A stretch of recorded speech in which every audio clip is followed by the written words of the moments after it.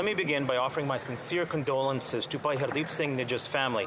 I also did so in person with his son soon after his assassination. An assassination of a Canadian on Canadian soil in the parking lot of a Gurdwara.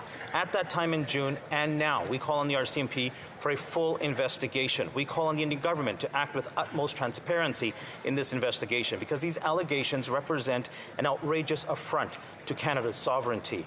Mr. Speaker, Canadians must be kept safe from extrajudicial killings of all kinds, most of all from foreign governments. Canadians must be protected on Canadian soil. It is for this reason that Conservatives brought forward a Foreign Agent Registry, Bill S-237, in November of 2021, which continues to be blocked by this Liberal NDP government. If this bill was passed 2 years ago, when Conservatives proposed it, foreign agents working to intimidate, influence, and even assassinate a Canadian citizen could have been stopped. Mr. Speaker, we must work together to protect Canadians from foreign interference and to ensure that Bhai Hardeep Singh Nijjer's killers are brought to justice. Hear, hear. The honourable member for Aurora.